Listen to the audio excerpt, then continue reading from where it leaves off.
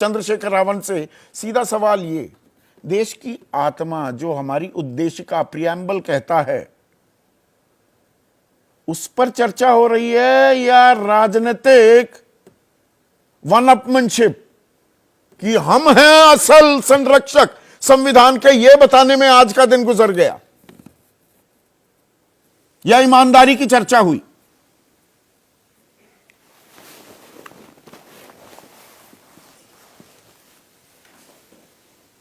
चंद्रशेखर, आपसे यह सवाल। जी, मैं भी पूरे दिन होकर डिबेट सुन रहा हूं हाउस में ही, तो बहुत कुछ नया नया खोद के निकाला गया, क्योंकि इस देश में आजकल खोदने की प्रथा चल रही है।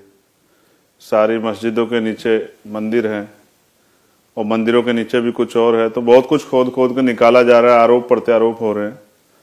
मगर मैं ये कहना चाहता हूं आपके माध्यम से कि कोई भी एक पार्टी वो देश नहीं है।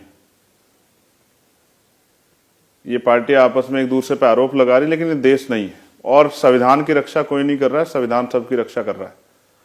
संविधान शक्तिशाली है, संविधान ने सबको हक दिए हैं, संविधान ने सबको सम्मान दिया है, और संविधान के संरक्षण में हम सब लोग हैं।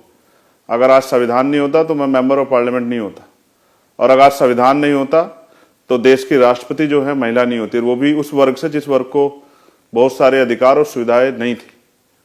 संविधान नहीं होता तो ये भी सत्य है कि प्रधानमंत्री खुद को पिछड़े वर्ग का कहते हैं। अब इसमें राजनीतिक सच्चाई कितनी है और सामाजिक सच्चाई कितनी है तो वो जानते होंगे, लेकिन वो भी प्राइम मिनिस्टर नहीं होते। ये अगर दिया है इस देश के करोड़ों महिलाओं को, इस देश के वंचित तबके को, इस देश के नौजवानों को, और हाशिए पे जो लोग थे उनको अगर किसने बराबर का अधिकार दिया, समान अवसर दिए, तो संविधान ने दिए। तो आज जो हमें कुछ आज हम आकलन हैं, करना एक चाहिए, सेकंड चंद्रशेखर, चंद्रशेखर, आपने बहुत अहम बात कही। आज जो कुछ हम हैं वो दरअसल इस संविधान की बदौलत हैं। ऐसे में संविधान दिवस तो 26 नवंबर था, 75वीं वर्षगांठ 26 नवंबर को थी। उस दिन चर्चा का हमें समय ही नहीं मिल पाया। मतलब सिर्फ रिक्त स्थान की पूर्ति, जुबानी जमा खर्च कर रहे हैं आज हम 2-4 दिन चर्चा करके। संदीप जी, कश्मीर से लेके कन्याकुमारी, कहीं पहाड़ हैं, कहीं समुद्र है, कहीं रेतीले टीले हैं, कहीं बहुत कुछ है। इस तरह से है भारत। हर 100 किलोमीटर पे भाषा, बोली, खान पान, रंग, बहुत कुछ बदल जाता है, संस्कृति बदल जाती है। भारत को जोड़ना ये सबसे बड़ी जो प्रमुख उस समय की जो है जरूरत थी, वो इस संविधान की वजह से सुनिश्चित हुआ है। अगर आज कश्मीर से लेकर कन्याकुमारी जुड़ा हुआ है और हर व्यक्ति को जो है अपनी बात को रखने की आजादी है, फ्रीडम ऑफ स्पीच की, धार्मिक आजादी आर्टिकल 25-26 में तो संविधान ने दी। और मैं आपसे ये कहना चाहता हूं, जब संविधान पे चर्चा हो रही तो हमें बताना चाहिए कि कितना बदल पाया भारत। क्या आज मूछें रखने पर हत्या होनी बंद हो गई है? क्या मटकी छूने पर हत्या होनी बंद हो गई है? क्या महिलाओं के साथ रेप हत्या बंद हो गई है? उनको अपमानित करना बंद हो गया है? क्या एनसीआरबी का डाटा झूठ है? क्या इस देश में जो है लोकतंत्र की जिस तरह सरेआम हत्या की जाती है, कोई किसी पे आरोप लगा रहा है, कोई किसी पे, मैं ये नहीं कहता कोई दूध का धुलाबाज, सब जिसको मौका मिला है उसने जब जब अपनी सत्ता बचाने का अवसर आया उसने अपनी तरफ से प्रयोग किया। आज उसी का उदाहरण जो है पार्लियामेंट में दिया जा रहा है। लेकिन सत्य ये भी है, क्या महिलाएं रात के अंधेरे में निकल सकती है? क्या इकोनॉमिक इनइक्वालिटी जो थी, आर्थिक गैर बराबरी खत्म हो गई है? क्या जातीय विषमता खत्म हो गई है? क्या आप भी, जब आप बोल रहे थे, आप बहुत सीनियर पत्रकार हो, मैं आपका सम्मान करता हूं, लेकिन आपने कहा काला दिन। मैं आपसे पूछना चाहता हूं, क्या काला रंग बुरा होता है? क्या काला दिन क्या होता है? बुरा दिन हो सकता है, दुखी करने वाला दिन हो सकता है, क्या काला रंग बुरा होता है? क्या फेयर पॉइंट तो ये तो अभी तो देश में बहुत कुछ बदलना है। मैं स्पष्ट रूप से कह रहा हूं अभी बहुत कुछ नहीं बदला है। किसान के हाल देखिए, एक बड़े किसान दल्लेवाल जी जो हैं वो भूख हड़ताल पे बैठे हैं, सरकार को परवाह नहीं है।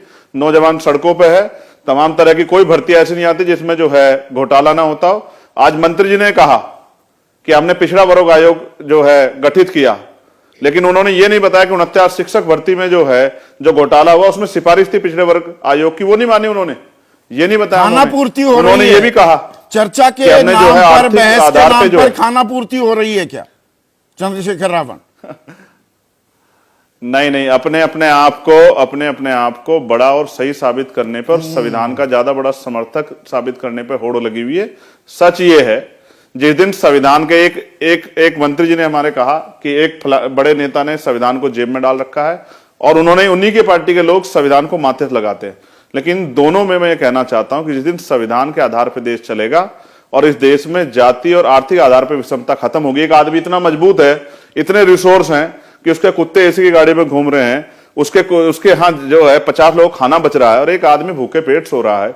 एक आदमी वो है जिसपे पहनने को कपड़े नहीं है, एक आदमी हर दिन में 6-7 ड्रेस बदल रहा है।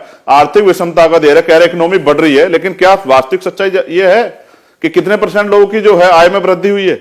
ये जो 82 करोड़ लोग, आपने डाटा दिया 81 करोड़ समथिंग, ये जो मुफ्त राशन ले रहे हैं, ये कौन लोग हैं? इकोनॉमी कहां बदली है? और प्राइम मिनिस्टर को मैं सुनता था, वो कहते थे रुपए की वैल्यू नहीं गिरती, देश की साख गिरती है। तो आज क्या गिरा है? 84 रुपए से ऊपर पहुंच गए। देखिए, मैं स्पष्ट तौर पर कह रहा हूं, मुझे किसी पार्टी से कोई लेना देना नहीं है। मैं आजाद समाज पार्टी कार्यकर्ता हूं, अपनी पार्टी संगठन के प्रति जिम्मेदार हूं और देश के संविधान ने मुझे और इस देश के करोड़ों लोगों को मुख्य धारा में आने का मौका दिया है।